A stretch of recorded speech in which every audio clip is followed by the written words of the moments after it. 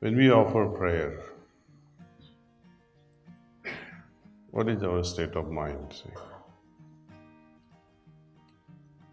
moment we say, "Oh Lord, or Master," immediately the sense of insignificance just pours out in us. "Oh Master," and then a sense of helplessness, sense of that, "My Lord, I know nothing. Please help." This comes up. Also, the awareness begins inside that I do not know much.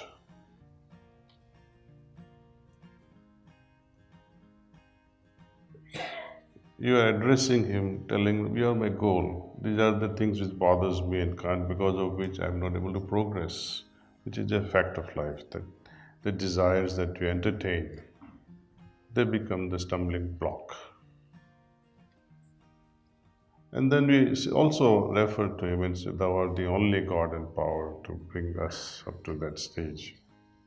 We recognize the role of God in our life, that without His help, we are unable to move forward.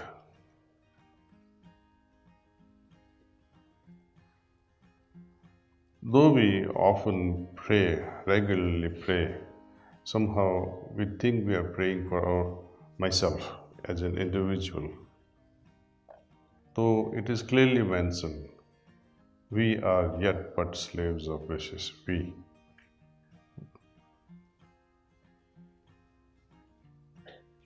Thou art the only God and power to bring us up to that stage. See, we, our, and us is there. Yet we end up making this mistake that it is about myself. So when prayer is offered, it is offered for us all as a unit, as humanity as a unit, and as our consciousness evolves, we include all that exists in this existence. That's one. Second thing, yesterday I read to you about Bhakti Bhava or Dasa Tattva, or the feeling of a devotee. Now, what is the difference here between a student or a seeker who comes for the first time to and does heartfulness practice? He's inquiring, "What is this? I need to learn this." He's a learner. He has a lot of curiosities, a lot of questions. It's okay. All those questions are answered, perhaps over a period of time. More questions come up. Questions never end. See? Later on, questions they come up in our hearts, but we don't ask. It's futile to ask. So that's the situation with seekers. Then they become a good practitioner. Then a practitioner slowly becomes a disciple, meaning practice is so disciplined, like this. Place is pakka, confirmed, seat is confirmed, position is confirmed, asana is confirmed, everything are in one go, is fully disciplined. Babaji used to call them as associates. These are my associates. Or disciples comes much later, rather. Disciple and devotees. I think I would use these words interchangeably, because devotee is the one where disciple has transcended everything, practice, etc., and become almost like master. He's full of love. Just as there are scenarios where the raindrops falling in the ocean and becomes the ocean themselves. That's the situation with devotees. Their heart melts away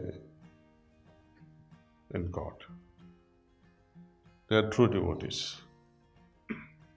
Now, when they offer prayers and when they meditate, what will be their fragrance, their aroma, their attitude.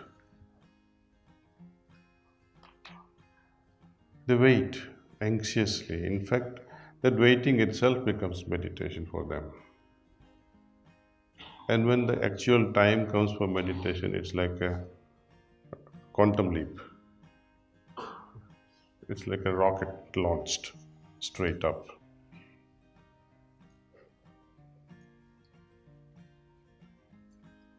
You cannot have the attitude of arrogance in offer prayer. Hey, Master, or Hey, God, help me. I'm waiting here in His desert. You can't be arrogant about it. See, I was sharing an example of some of the marriages that happens in Afghanistan.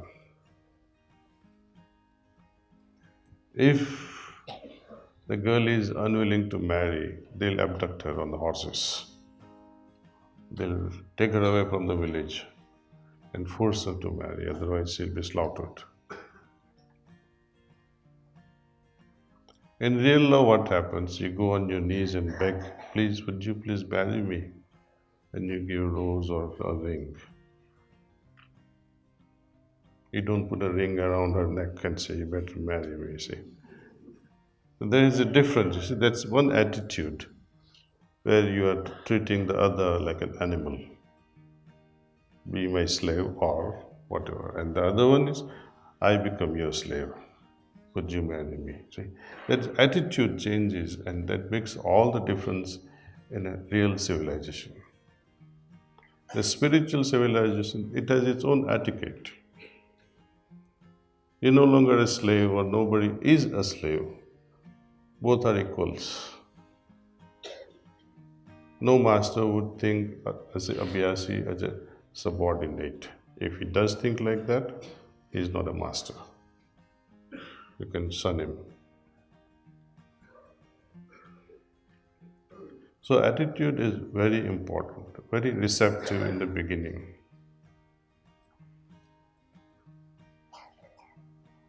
So with this receptivity, when we offer prayer, when we close our eyes gently, everything happens then in that very first moment.